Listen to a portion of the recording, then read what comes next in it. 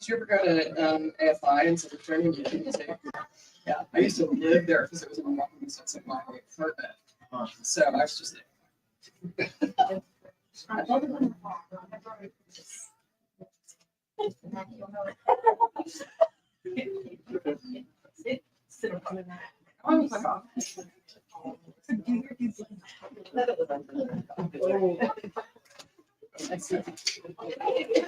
Thank you all. We have a big crowd tonight. So if you have an empty chair next to you, if you see someone come in, we also have the bench open over here. You can facilitate letting people join us. Appreciate it. Thank you so much for coming this evening. This is Left Bank Books presents international best-selling author M.L. Rio, discussing her new novella, Graveyard Shift. Some notes before we begin. Today's event is possible because of your support. When you support Left Bank Books and the Left Bank Books Foundation, your money goes directly into the local economy, funding your streets, parks, city public libraries, and more. It also helps writers get the support they deserve and allows us to produce events such as this. So thank you all for shopping local, supporting this event, and supporting Left Bank Books. We also want to extend our welcome to our virtual audience this evening. Thank you for joining us from afar. We will be sure to have everyone use microphones so you can hear us. We at Left Bank have a fantastic calendar of events coming your way. On Wednesday, Missouri School of Journalism Associate Professor Jared Schroeder shares his new book, The Structure of Ideas, Mapping a New Theory of Free Expression in the AI Era. Wednesday, October 16th is what I'm particularly excited about. Essayist Ross Gay will be at the High-Low talking about his book of more delights and inciting joy for their paperback releases. Also, there are still tickets available for David Sedaris, appearing at the Steeple on October 22nd. All the details and a full calendar of our upcoming events can be found on our website. There's sure to be something for everyone. Okay, about tonight's title, Graveyard Shift. The author of sales sensation If We Were Villains returns with a story about a ragtag group of night shift workers who meet in the local cemetery to unearth the secrets lurking in an open grave. Every night in the college's ancient cemetery, 5 people cross paths as they work the late shift: a bartender, a ride-share driver, a hotel receptionist, the steward of the derelict church. Oh, yes, that is correct. The derelict church that looms over them, and the editor-in-chief of the college paper, always in search of a story. One dark October evening in the defunct churchyard, they find a hole that wasn't there before. A fresh open grave where no grave should be. But who dug it? And for whom? Before they go their separate ways, the grave digger returns. As they trail him through the night, they realize he may be the key to a string of strange happenings around town that has made headlines for the last few weeks, and that they may be closer to the mystery than they thought. Atmospheric and eerie, with the ensemble cast her fans love and a delightfully familiar academic backdrop, Graveyard Shift is a modern Gothic tale in If We Were Villains author M.L. Rio's inimitable style. About tonight's speaker. M.L. Rio holds an MA in Shakespeare Studies from King's College London and Shakespeare's Globe, and a PhD in English from the University of Maryland, College Park. Her best-selling first novel, If We Were Villains, has been published in 20 countries and 18 languages. Graveyard Shift is her first novella. Alan Brzee, Associate Professor of English at St. Louis University, joins us in conversation. Would you all please help me in warmly welcoming M.L. Rio for Left Bank Books.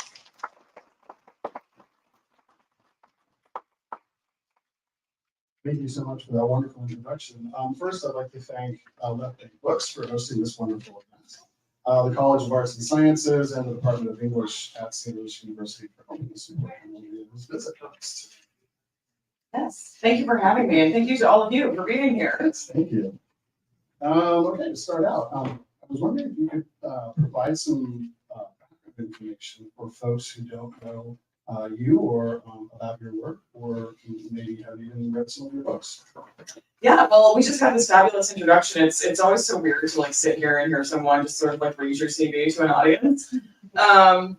But yeah, I've done a lot of different things. I've been a writer, I've been an actor, I've been an academic, and I've kind of come to be a hybrid creature who does a little bit of all of those things. So I finished my PhD in May of 2023 and pivoted back to fiction writing full time. And a lot of my fictional work kind of combines elements of my academic research with my more what's the word I'm looking for here?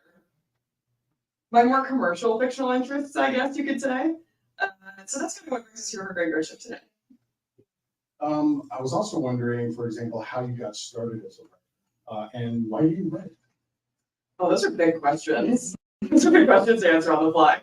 I actually got started writing at a really like oddly young age. Does anybody remember Reading Rainbow? Yes. Yeah. Okay. I have a feeling that would be a strong showing here. So Reading Rainbow used to do this thing called the Young Writers and Illustrators Contest. And I won the contest for my grade when I was in first grade. And Rita Rue came to my school and she gave me a balloon and a t-shirt, which shockingly still fits me and I do occasionally wear it. I actually have it with me on this tour. But I got the bug really early. I was a voracious reader from a young age and kind of got to a place where just reading wasn't quite enough anymore. And I went, I want to be able to do that. Like I want to be able to write a story, build a world of my own. And at the same time, I was an actor from a very young age. I think I was in my first production when I was also about 6 years old. I was in a production of Rumpelstiltskin. It was a community theater production, and I was cast as Rumpelstiltskin. And I thought it was because I was just the best actor in the company. And really, it was just that I was the smallest actor in the company and therefore most convincing as a dwarf. But everybody just let me believe that was believed for a reason. So interestingly, my writing stuff and my theater stuff kind of evolved in tandem. And then I got the Shakespeare bug when I was about 9, which is really kind of too young to be starting with that. I had a bad habit of thieving books from my parents' library because they were very, very strict about screen media and what we were not allowed to watch on TV. And for some reason, it just never seemed to occur to them that books could also contain adult content. So that was just completely unpoliced. So I was in the habit of sort of filching things out of the grown-ups library downstairs, and one day I found this copy of A Comedy of Errors, which I picked up mostly because the book itself was just really pretty. It was this old book with this kind of beautiful gold leaf on the spine. And ran upstairs with it and read the whole thing in one sitting, and a lot of it went straight over my head because again, I was 9.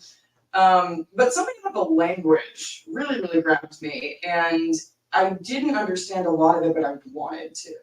I wanted to understand it, and I wanted to figure out, he does such interesting things with grammar and syntax and just in language in general that I had never seen before, that I was like, this feels like a code that I need to crack. So I just sort of fell down that rabbit hole and never climbed out, and years later, here we are. And that, of course, informed my fiction writing too. So when I was in college, I was working as an actor and working as a director and doing a lot of Shakespeare, and this light bulb kind of went on, and I went, oh, why have you never written a book about this? And that's where Villains came from, and the rest, as they say, is history. So you dodged the Whitey question. Oh, I did. I did me too. To put you on the spot. Why do I write? Oh man. Well, it's interesting. I think it's actually similar to why I wanted to be an actor at that time. And eventually I realized that I actually wasn't that good of an actor. I think I wanted to be an actor more than I was like actually good at acting. But there is a line in Villains that Oliver has where he talks about how the reason he does theater is this attempt to kind of communicate something of substance to another person who's in the room with you. And writing was another way to do that, but I was always, kind of better thinking on paper than thinking out loud, thinking off the cuff.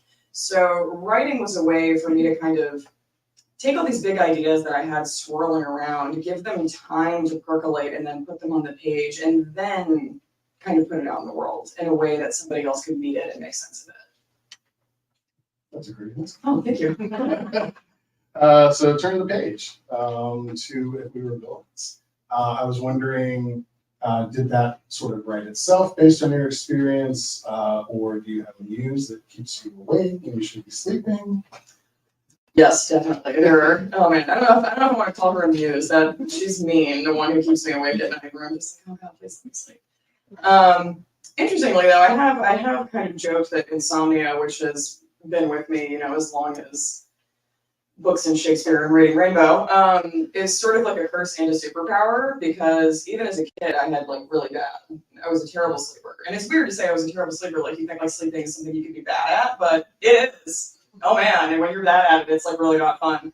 And my parents tried, you know, they did all the sleep training, and eventually they were like, I don't know, we gotta sleep, like she'll figure it out. So I was a child of the 90s, so I did not have a smartphone, I didn't have a TV in my room, we didn't have a computer, so I was just awake for like these long, long hours at night and had to find a way to fill the time. So that was kind of when I started writing. And Villains came from a similar thing when I was in college. I was working a lot. I was in rehearsal until like 11 p.m. And then often I would go home and be like, I'm exhausted and I still can't sleep. And what do I do? And so in my kind of off hours from working on my thesis and working on theater stuff and working on, you know, just like trying to graduate, I was writing this book where I was like, I really think that I could do an interesting book about a group of Shakespearean actors, because I've never seen that in fiction before in the way that I experienced it, because it's such an intensely, it's a really consuming pastime, theater. Do we have any theater dorks in here? Yeah, I had a feeling. When you're involved in something like that, where you're a full-time student and then you're in rehearsal from like 6 to 11 p.m. every single night, you don't get time to do a whole lot of other stuff. And it was such a formative experience for me that I was like, I would really like to see this in a novel in a way that I've never seen it before. And I might be the person to write that novel. Which was a change. We talked about this a little bit earlier today, was a change from what I've been writing before. Because, you know, I gotten started writing at 6, and I had written something like 5 or 6 novels by the time I got to Villains, but they were all kind of bad. And I knew they were bad, but I didn't know why. And I was like, I don't understand, why are they bad? And part of it was just, you know, the first couple of novels you write are going to be bad. Like that's just part of learning to make art. But it was also because I wasn't writing about anything that I knew. And write what you know is trite advice, but it's good advice, because there's a certain kind of authenticity that you just can't fake in fiction, which sounds counterintuitive because it's like, it's fiction, it's made up. But as anyone who's published a book will tell you, if you get something wrong, somebody who has expertise in that area will send you an email or call your agent and be like, how dare you? So starting from a place of something that you're intimately familiar with is a good idea. And I stumbled on that kind of by accident, because once I did sit down to start writing Villains, it did flow very naturally. And it just felt like it was like turning on a faucet. And once I turned it on, I just kind of couldn't turn it off. And I wrote that first draft in something like 90 days. Yeah. And then we did many drafts after that. Like it was not a readable draft after 90 days. I think we did something like 40 drafts of the book all told. Yeah. So you've talked in the past a little bit about being grandfathered into the dark academia subgenre, and that having something to do with If We Were Villains. How do you could talk about that? Yeah. Yeah, I love this question because it's always interesting interacting with readers who have discovered Villains in the past like 5 years, because you know, I wrote this book in 2014 when dark academia was not a thing. And we called it a campus novel. And, you know, what we now call dark academia predates the 2020s, it predates the 2010s, it predates Don Tartt, surprise, it does. And so those were books that I had been reading for a really long time, because you know, academia was a world that I knew, and then that was a world that I saw myself kind of reflected in. But there were also a lot of things about those campus novels that I didn't love and kind of rubbed me the wrong way a little bit. So in many ways, Villains was kind of a reaction to that. I was like, why are all these novels such a sausage fest? Like, why are they all so white? Why is everyone straight? Like, no academic department I have ever been a part of those things. So as I was reading Villains, I was kind of thinking about like, okay, what would a campus novel for the 21st century look like? And I wrote the book and I sold the book and the book came out and then nobody bought it and nobody read it. It was very difficult for me to get anything else published. Just because that's kind of the way publishing goes. Some of my publisher told me there just wasn't an audience for this. It wasn't an instant bestseller and they went, oh, well, it's just not gonna sell, so we're not gonna put any more effort into marketing it. Which is very normal, by the way. That happens in publishing literally every single day, and it's always heartbreaking for the person that it's happening to, but it is sadly very standard. But I was so young at the time, because I wrote Villains when I was in college, and it came out when I was 25. And so I had this kind of terrible moment of going, oh, I thought this was going to be the start of my career, and I think it's actually going to be the end. Because we couldn't sell another book, and we tried. I think we had 5 books die on sub. Because editors kept telling us, we like this, but the numbers just aren't there. We can't convince the publisher. So then I went, okay, I guess I'm not going to be a writer, and I guess I'll go get a PhD instead, because that seemed like a logical thing to do. So I did, and then about halfway through my PhD, the pandemic happened. And at the same time, this very odd thing happened where we started to see the numbers for Villains kind of do this, and we were like, what's going on here? And I don't have hard data to back this up. I only had anecdata, but I think what happened, and maybe some people in the room can back me up on this, is during the pandemic, a lot of like bookish, nerdy young people who were looking forward to going off to school or going back to school, kind of like the characters in the novel, because life imitates art, or vice versa. They didn't get to do that because the pandemic was happening and everything was shut down. And I think a lot of them turned to campus novels as a kind of vicarious version of that experience. And we were just sort of lucky in that Villains was already there. So when people went looking for like, oh, I left the Ninth House, like what else do I go read? And people were like, oh, here's this other old random novel that's been out for a while and no one's really reading it, except it had kind of found an audience in the UK, very belatedly, and the UK is a much smaller market. But TikTok was blowing up at the same time.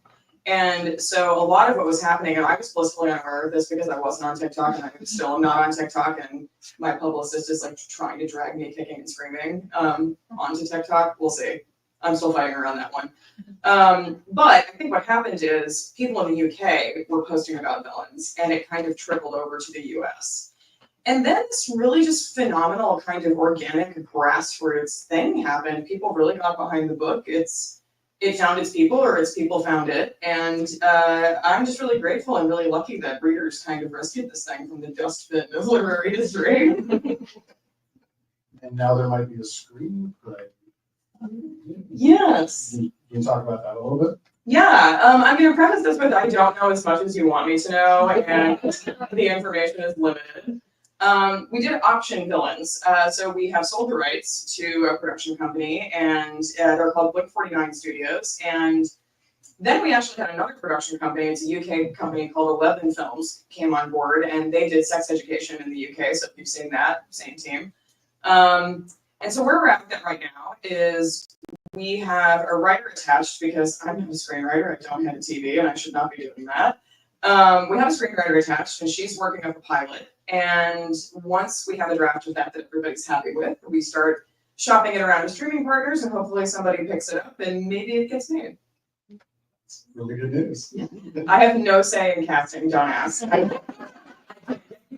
can't get your friends cast, I can't get your fan cast. I can't even get the cast that I want cast, so sorry. So I recall when you visited my class in 2023 when you zoomed in. Thank you for that. Of course. It came up that you are not a huge fan of the term dark academia. Could you explain why? I think it's redundant. I think all academia is dark academia.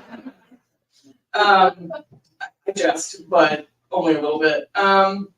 Yeah, I don't know. I think that the campus novels turning into dark academia, there is an instinct there to kind of prioritize the aesthetic over the substance.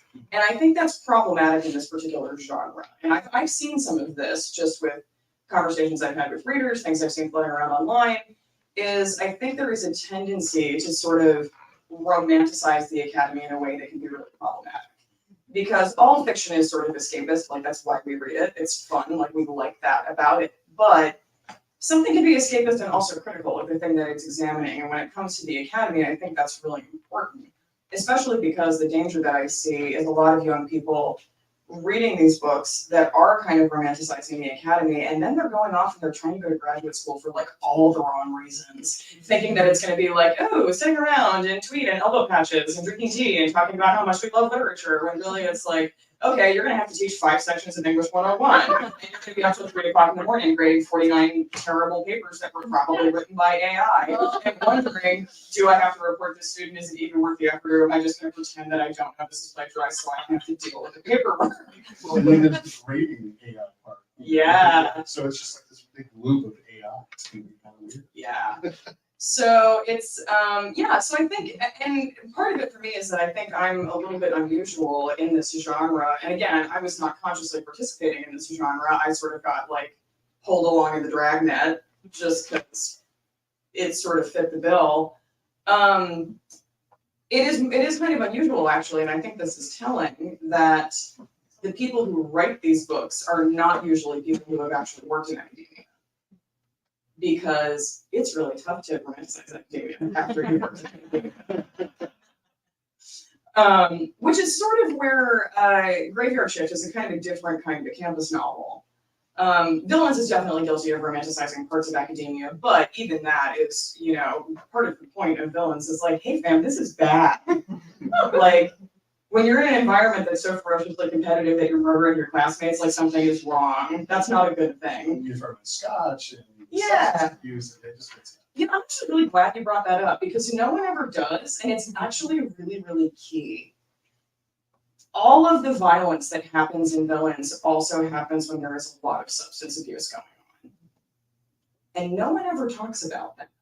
And there is a tendency to kind of normalize that in the academy. There's always wine at department functions. Everybody's always drinking and talking about like, oh, look, that's how I'm getting through my grading or like whatever it is.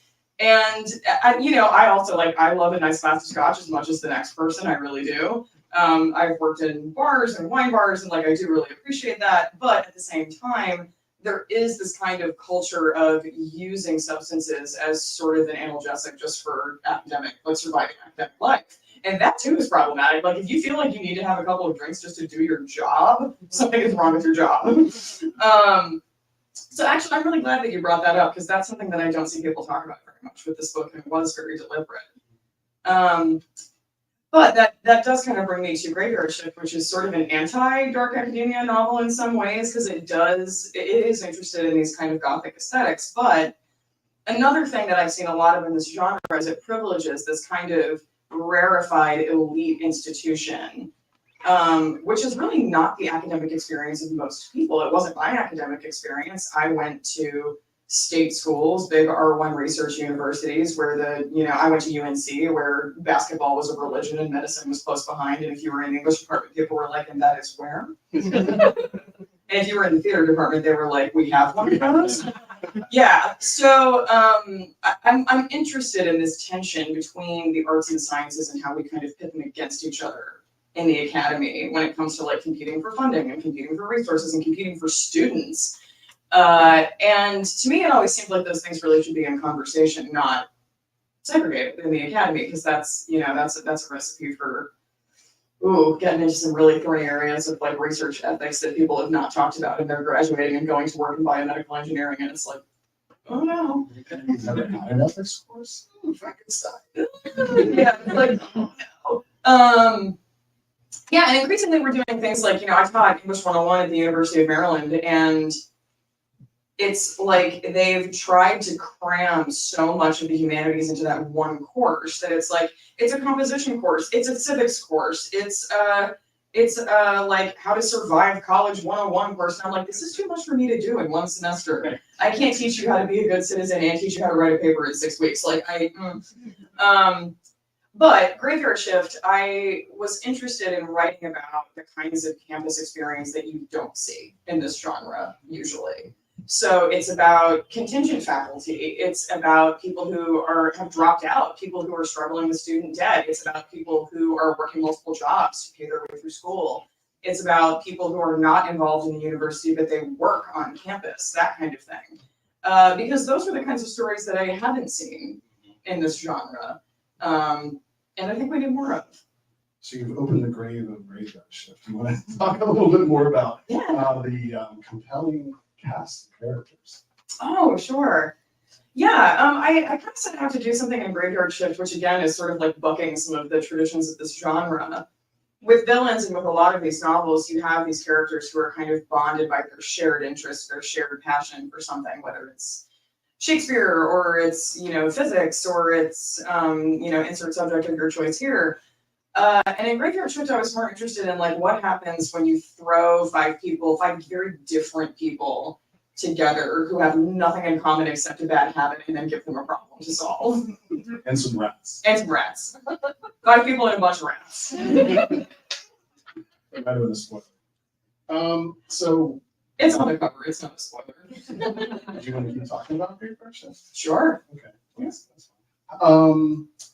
So what was the process like? Because you wrote your novel, you wrote a short story from the anthology, and this is a novella, a very different sort of genre. What was that like? It was really fun and it was really different. I had never written a novella before, and I had never even like tried to write a novella before because, and I have a suspicion that we might have this in common. I tend to be an overwriter where I tend to write way too much and then I have to cut a lot of it out to get down to something that's like actually worth reading. So the idea of a novella was a real challenge for me to even like wrap my head around because, and it's so funny, all the early reviews from Graveyard have been like, I'm mad that this wasn't longer.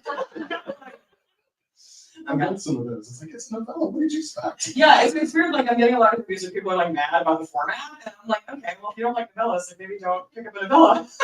But I also feel like people maybe don't appreciate how difficult it is to tell a good story in a really short space of words. So it wasn't something that I set out to do. I was actually in the middle of writing another novel at the time because it was so funny. For years we couldn't sell anything, and then that really changed in the middle of the pandemic. And by the time I was graduating from my PhD, everyone was tapping their watch going, where is the next novel? So I pivoted really hard to writing a new book, and like 1 month into that process, I got a call from my publisher for Villains, and they said, Barnes & Noble has approached us about they are interested in doing some more novellas, and they did this edition of Villains that did really well for them. Does M have anything in which you'd be interested in writing a novella? And I was like, oh, I think I would. And maybe that's crazy because I'm in the middle of writing this other book, but like, let me look through the story drawer. And I think like every writer has some version of this where you like file away all your old ideas where you're like, maybe someday that's something. And Graveyard Shift was this thing that I've been kicking around for a long time. And it was based on kind of a couple of different things. One is my sort of just like history with chronic insomnia, because that has been a defining feature of my life from a very young age. And also, when I was at UNC, there was this smoking policy on campus, which was you couldn't smoke within 100 feet of any campus building, which basically meant that you couldn't smoke anywhere because the entire town is campus buildings. So this resulted in people who had found these very odd little pockets of campus, which just happened to maybe be 100 feet from a campus building. One was like, there was a flagpole on the North Quad, where if you stood literally on the plinth around the flagpole, you were technically 100 feet away from every building. So you'd see all these like sad, miserable people like out in the snow, like standing around the flagpole, just like puffing like their lives depended on it. And the other place where that would happen was there was a cemetery behind my dorm, this very old churchyard that was kind of lost in space and time because the college had just kind of like expanded around it. So like on one side there was a parking deck, and on one side there was the Center for Dramatic Art, and then there was my dorm. So I was this kind of like, I don't know, like a weird Victorian ghost like wandering through the graveyard in my pajamas when I couldn't sleep, and all these people like standing out there like smoking cigarettes. So you want to go hang out with Yeah, I was like, why are all these people out here? Because you seem like my people. You're like hanging out in a graveyard in the middle of the night. I'm curious as to like, we're doing a seance, like what's happening? And ultimately, it was just like, oh no, it was just all these people who were like night shift workers who were like, this is the only place that we can smoke a cigarette. And I just got to thinking, I was like, what an interesting way to run into some other people. And you would kind of naturally strike up a conversation, if not a friendship, because when you're just awake for a lot longer than everyone else, you have a lot of long, dark hours to fill where you're just alone for a lot of that time. And finding someone else who kind of like gets that and speaks that language and understands what you're going through is really, really rare. So I think there was an element of like low-grade trauma bonding with all those people of like standing in a cemetery to smoke a cigarette because you can't stand anywhere else. So that was part of it. And then there was also, because I'm a dyed-in-the-wool academic at heart still, like, you can take the girl out of the academy, but I am really interested in form and structure. I like playing with those things. And I was interested in writing a story that took place in the course of one night. Like, I was really interested in writing a whole story that could take place in like 12 hours. And a novella seemed like the perfect way to do that because it was a little bit smaller and a little more contained. And then I kind of landed on this group of 5 characters, and I decided I wanted the story to kind of feel like a relay. So that at the end of every chapter, one character kind of hands it off to the next person, and they take the baton, and then they have the next kind of like hour or 90 minutes of time or whatever it is. So once I sort of landed on that structure for it, it did write itself very quickly, which was sort of a necessity because, let's see, they called me about this in June of 23. And I said, great, let's do it. I can't look at it for another bunch of months because my agent and I were trying to go on sub with a new novel like in November that I was still in the process of writing. So it was like, great, we'll get this out in November and then I will sit down and write Graveyard Shift and I'll turn it in February. And then in about August, Flatiron was like, actually, can we have that on December 15th? And I was like, so screaming on the inside. And I was like, sure. So I finished what would become my next novel, Hot Wax, in November, and we went on sub, and as soon as it was off on sub, I turned around and I wrote the first draft of Graveyard Shift in like 3 weeks.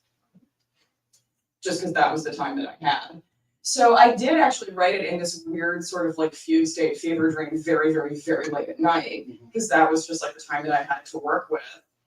And I had to be really careful about not like biting off more than I could chew in 30,000 words or less, and in the time that I had to do it. And I had a very rough night where I was like really staring down the barrel of that deadline and a complete basket case. And I also shattered my foot in the middle of this. And I was living out of my car, and like all of it was like just very complicated. I was on crutches for like 9 weeks and in an orthopedic boot for 6 months while all this was happening. And also my dog had cancer. It was just like, it's been a hell of a year. But I was frenetically typing like in the middle of the night, and my partner was like kind of tentatively leaning into the room being like, is it safe to enter?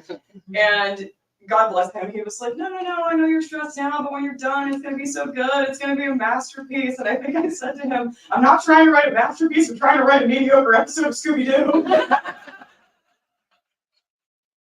It worked. It's really good. Yeah. I said that without really thinking about it, and then I was like, oh yeah, that is kind of what I'm trying to do. I wanted to write like kind of a grown-up sort of an effed-up episode of Scooby-Doo. It's kind of what we landed on. Parts of it are really funny. Oh, thank you. Yeah, in this, whatever you want to call it, dark academia campus novel. Could you talk a little bit about humor and why that's so important in this genre? Yeah, thank you for that. That's a great question. I really appreciate that. I don't like think of myself as a person who's funny, but I think sometimes my characters are funny, sort of in spite of me, which is always nice. But we talked so much about music today, I might as well just go here. One of my like guiding principles in art and life is the kind of contrast between what Jimmy Page calls light and shade. You need the kind of lighthearted stuff in order for the dark stuff to kind of land, and vice versa. Because if it's all just doom and gloom all the time, it's very one note, and that stuff starts to kind of lose its impact. And I think there's a reason we have a whole genre called Black comedy. Like those things sit side by side often. And Sheila may remember this. We were on a panel together called Early Modern Horror at SAA last year. And we were supposed to be talking about horror, and for some reason, we kept circling back to a place where we were just talking about camp. And we ended up talking about, for most of this seminar, talking about like, okay, where is the line between funny and scary? Like, where is the line between funny and scary? Because depending on like how you position something, it can be one or the other. And something can turn from being funny to being scary on a dime, like clowns are a great example. Funny, funny, funny until it's really not. So that's something I always kind of try to emulate in fiction, is that sort of, that contrast, that light and shade, that taking something that might be funny until you push it just an inch too far. And seeing what happens in that kind of uncomfortable liminal space.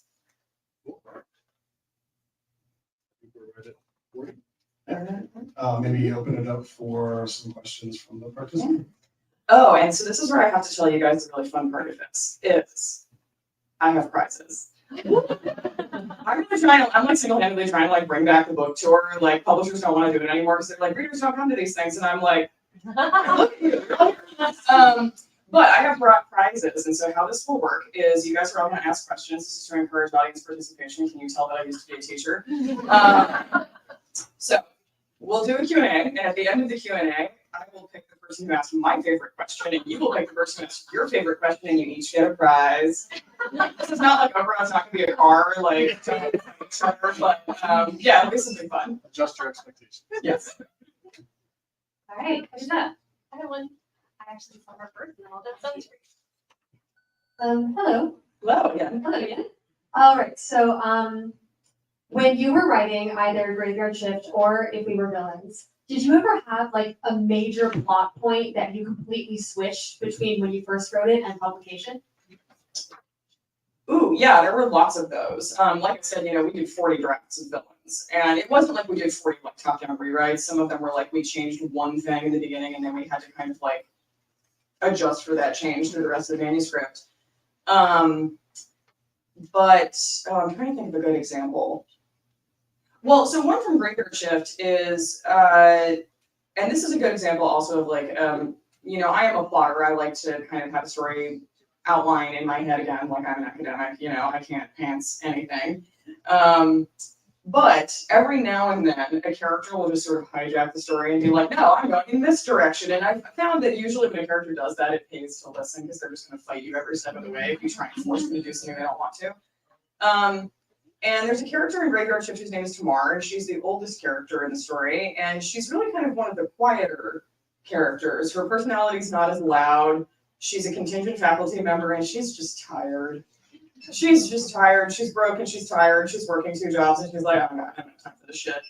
But there's a scene at the end that originally was a different character having this kind of very key confrontation at the end of the book. And then about halfway through, I started to get this really strong instinct that I was like, I think that's Tamar. I think that's her moment. I think she's kind of coming into her own here, and I don't think that is Edie. I think that's Tamar. I think that's her turn to kind of take the baton. And it actually resulted in Tamar having this really kind of last-minute character flip, which I ended up really loving. And my editor was like, oh yeah, I love this. I love this character kind of shift for her. So yeah, I often will have just like characters who sort of refuse to conform with what I want them to do. And I have to just make that work. And it's neat when it's a surprise. Right? Yeah. It's you. Yeah. Yeah. And you're kind of like, oh, that must have come from like something deeply subconsciously buried in there that like, who knows? Yeah, it did. Hi, I loved the book, The Novella. It's wonderful. Oh, thank I you. want to hear more about how you decided to use shrooms essentially in this world of like psychedelic medicine and the research behind that. Yeah, that's a great question. Yeah, it's an interesting combination of, I just went kind of like, I went for like a smorgasbord of mycological craziness in this book, no pun intended. And there are a lot of mushrooms, and that partly came from just kind of my own weird morbid interest in fungus. I'm admitting all kinds of weird things about myself tonight. When I was a kid, I lived for a long time in North Carolina where it was really humid, really wet, and just grimy for a lot of the year. And in the fall, we would get a lot of mushrooms popping up. And we had these jack-o'-lantern mushrooms that, if you've never seen them, they're really cool. They're crazy looking, they're orange, and they glow in the dark. which sounds made up. Nature is wild. And so I was just sort of obsessed with mushrooms from kind of a young age because I was like, this is so cool. Like this is like nature is like conspiring to make Halloween a thing. And as a theater dork, Halloween was like my one time of year to shine. So I was like all in for spooky season, and that was just something that got my attention really young. I got very into Lewis Carroll when I was like in middle school, and so did a lot of kind of fun like mushroom themed things there. And then when I was teaching at Maryland, I ended up teaching kind of totally on a fluke science fiction class because one of the many unglamorous things about academia in real life is that it's actually really hard to get undergrads interested in Shakespeare. So when there's no class for you to teach, they're like, oh yeah, whatever, you can teach science fiction, that's the same thing. And I'm like, sure.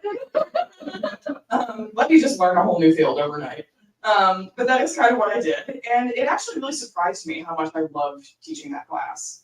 I went into some of like my, again, morbid interests. I read a lot of Gothic Victorian fiction when I was in middle school and high school. And so much of that is kind of sci-fi adjacent with things like Frankenstein and Jekyll and Hyde and all the body snatching stories. Like if you've never read all of Robert Louis Stevenson's stories about grave robbing, they're great.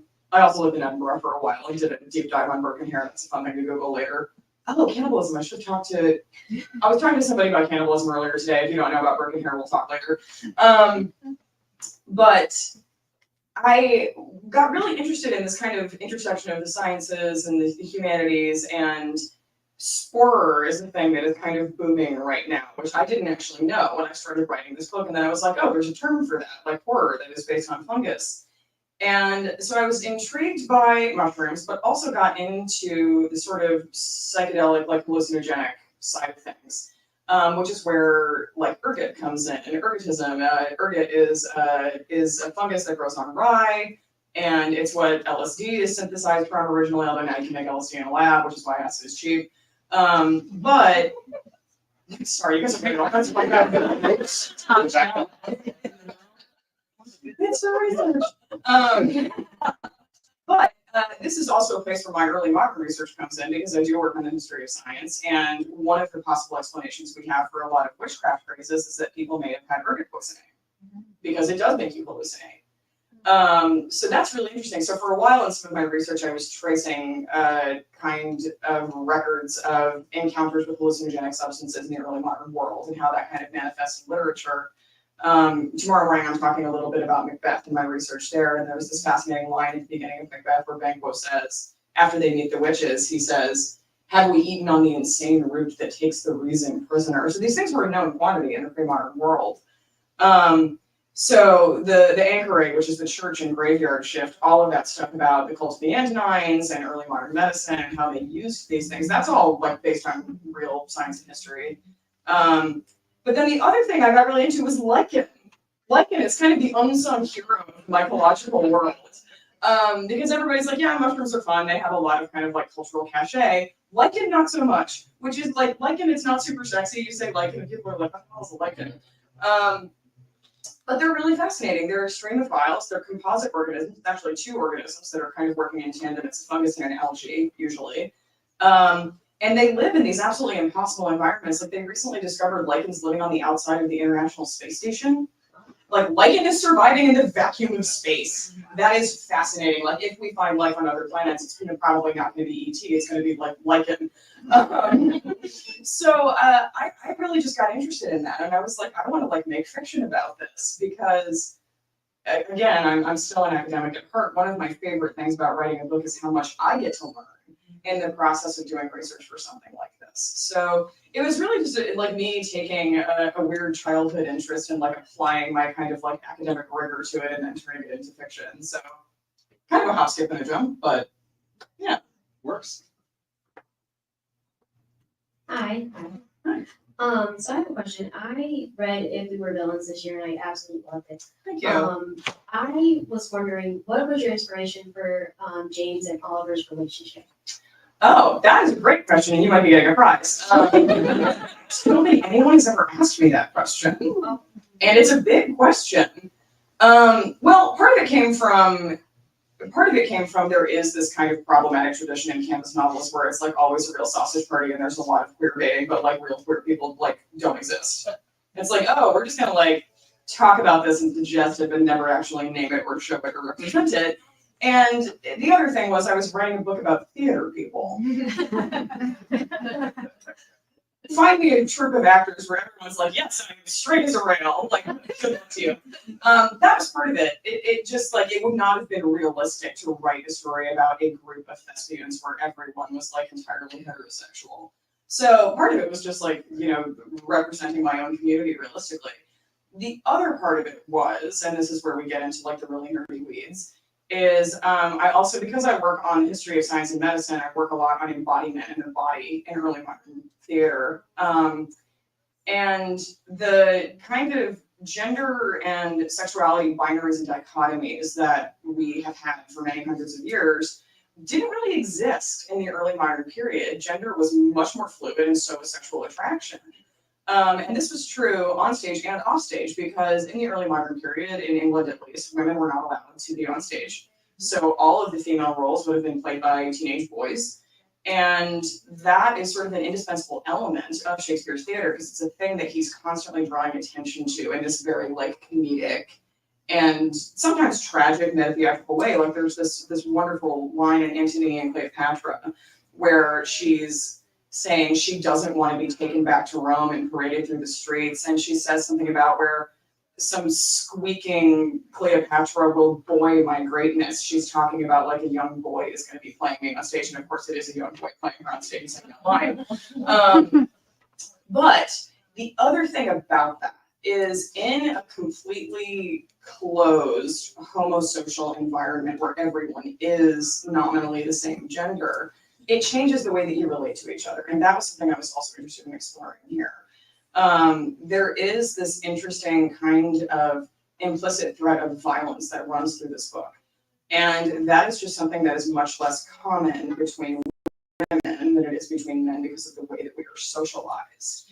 And so that was something I kind of wanted to look at, is what happens in an environment where this kind of masculinity is sort of problematized when you add in the element of not everyone is heterosexual. And there is this kind of gray area between a platonic relationship and a romantic one. And that's something they talk about even. They talk about the famous tent scene in Julius Caesar, where there is this kind of like really thin line between homosocial and homoerotic. And how people sometimes have very violent reactions to that. Even if they're feeling it themselves, there is also this kind of like internalized self-loathing that goes along with that. So there were all these kinds of things about early modern theater and the culture that it came from, where questions of sex and gender are just a lot more fluid than they've been kind of post the Victorian era, which is where we first actually get the term homosexual and heterosexual, and that's where like we first actually get that concept as a binary. So that was just something I was interested in exploring in the text. So that is kind of, and it plays out in a lot of different relationships, not just the relationship between James and Oliver, but that is kind of the locus of it. Okay, get to give people in the back a chance.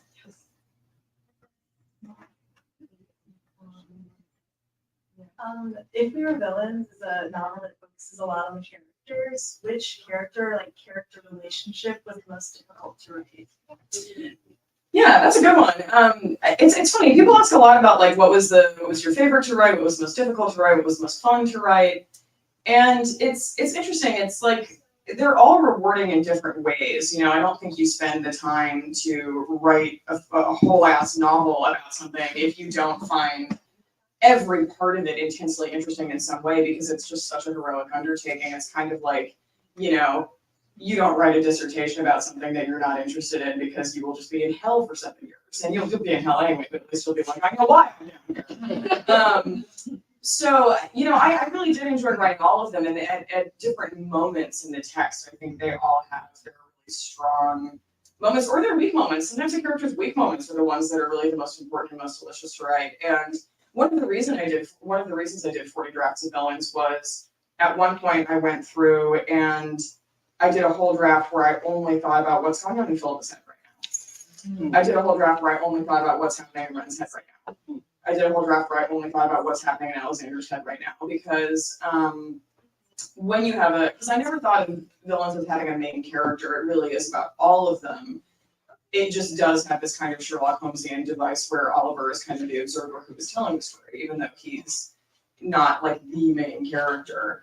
So I don't know, I think I was kind of like in love with all of them and sort of upset with all of them at different moments in the writing process. But what I usually say is that Alexander just got all the best lines, so he was maybe kind of the most fun to write, but also the most difficult, because in the same way that comedians are often very sad people, Alexander is the class clown, but he is also dealing with some really dark stuff. And that was a tough line to walk, and I really wanted to do him justice. So yeah. Yeah, he's the one that I usually think of when people ask that question. Hi. Hi. So this question is gonna be a little bit more like I won't say the craft of writing. Sure. It's more about like the process of going into publishing. So I don't think that probably gonna be mine, but anyway, moving on. I just wanted to ask, what was something that you wish you had known before going into traditional publishing? But I just wanted to ask, it was really refreshing to hear, because a lot of times you always hear about the like #1 New York bestseller as soon as it came out and everybody loved it, or extreme sensation, but we never really hear about the downfalls of being an author and how it's extremely hard, especially in the traditional publishing world where everything is marketability, and not really the essence of the story that you're trying to tell. So yeah, that's my question. What was something that you wish you would have known before going into the traditional publishing space that you think would have made you a little bit more prepared? Yeah, that's also a great question. Well, so here, do you guys want to know something fun about publishing? The New York Times bestseller list is totally made up. It is an open secret in publishing that the New York Times bestseller list is based on no real numbers, and they basically just pick books that they like. But the New York Times bestseller list is also a self-fulfilling prophecy, because as soon as they're like, oh, it's a New York Times bestseller, then everyone's like, oh, well, I have to read it. So getting anointed by the New York Times doesn't mean that you are actually a bestseller. It means that the New York Times thinks you should be a bestseller. And you know, a lot of book lists are kind of disappearing, which is really sad, because there used to be many more regional book lists of like what's a regional bestseller, and books selling is very regional actually, because different places have different kind of types of literature that they're interested in. They have homegrown authors that they're interested in. So that's one thing I wish I had known, is that a lot of that stuff is made up and based on no real math. But the stuff that is based on real math is actually really good to know. It's the statistics like 85% of people who publish a book never publish another one, because 90% of books fail. 90% of books don't earn out, and that is 1,000% normal. So I made the mistake of getting published really, really young. And that is like the biggest piece of advice I have for people who are trying to get published is, dear God, do not rush yourself. Because publishing is not like Hollywood, where if you're a woman, you have an expiration date of age 32 and then you start playing people's moms. Like, publishing is not like that. We do have more of an emphasis now on the kind of like youth culture, just because publishing has like finally cottoned on to the fact that young people buy a lot of books. Yeah. But you don't have to be a young person to write books, and it's actually really hard to write a good book when you're a young person, because you need life experience. You need the ability to do research. You need the time to do all those things. So I really think that the most valuable thing I could have done for myself, and I did do this in a limited way, was just educating myself about the industry and how it works. Because once you do that, you are better equipped to A, manage your own expectations so that you're not absolutely heartbroken when your book comes out and your publisher loses interest in it 2 weeks later, because again, that's very, very normal. But if you don't know that going in, you're like, oh God, what have I done? It's me, it's my book is awful. Because like when that happened to Villains, I was in this like state of despair for several years, where I was like, oh God, I've written this horrible book and tanked my own career. And everybody in the business just kind of let me think that, because it was easier to just let me think that than to be like, no, this happens. We're not putting money behind your book, so it's not going to sell. Like, so shattering your own illusions is a really good idea. It's not fun, but it's way better than going into it with really lofty expectations and then just getting your heart broken over. So that's a big one. And this is something I was, you know, one thing I have done is, so I went to the Denver Publishing Institute in 2014, which is when I was writing Villains, because even then I had an academic instinct and I was like, I want to know how this business works. And that served me really, really, really well, that I at least knew like how to write query letter, how to approach an agent, how to go about deciding which agents to approach. That was all stuff that I learned from being at the Publishing Institute. And since then, I have really kept up with that kind of thing. I go to a lot of publishing conferences. I go to AWP every year. I go to Book Expo every year, and we were talking about this earlier. I'm like the only author I know who does stuff like that. I go to Book Expo, and it's mostly industry people. It's sales and marketing people. It's agents. It's editors. It's Salesforce people who are talking about like, here's what we do at a sales conference. Here's what a P&L is. Here's what if your publisher says you're getting a 5,000 print run, what they actually mean is you're getting a 2,000 print run, and they hope they're going to sell 5,000 copies, things like that. Just knowing what all of that lingo kind of means is really helpful, because publishing is like very, very opaque from the outside, and that is by design. Because the less authors know about how it works, the easier it is to manipulate them, and that works in publishers' favor. So, as an author, it really behooves you to educate yourself about all of those things. So, like when I go to things like Book Expo and I talk to these people, and they're like, "What do you do? And why are you here?" And I'm like, "I'm an author," and they're like, "And you come to these things?" And I'm like, "Yes," and I don't know why nobody does. So I think we have this kind of like false dichotomy of like, oh, it's art or it's business, and it's both. And you have to be prepared to do both. Like the kind of like romantic notion of you can just be up in an ivory tower, like playing in your make-believe worlds and trust your agent and your editor and whomever to handle all of the kind of business strategy part of it is an absolute fallacy. Because if you do that, what's going to happen is the person who cares most about your book is not going to be involved in those conversations because that person is you. So it's really just kind of like you do have to kind of look out for your own interests, and as much as it would be nice to be like, I'm an artist and I just don't have to think about money, like that's not how it's going to work, because you got to be able to make money if you want to make more art.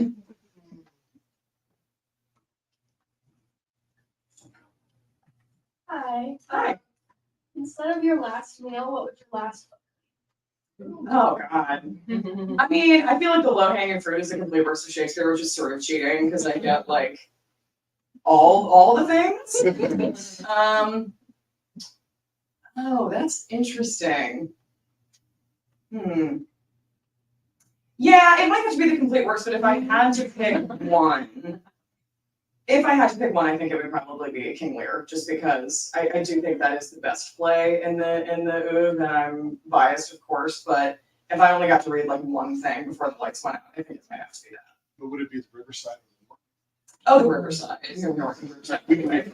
Do I hear something really deeply nerdy? Of course. So when I was graduating from high school, my parents were like, we'll get you one thing for graduation. What do you want? And I was like, I want a copy of the Riverside Shakespeare. And they were like, you want us to take you to Barnes & Noble and buy you a $150 book the size of a cinder block? And I was like, yes, that is the only thing that I want.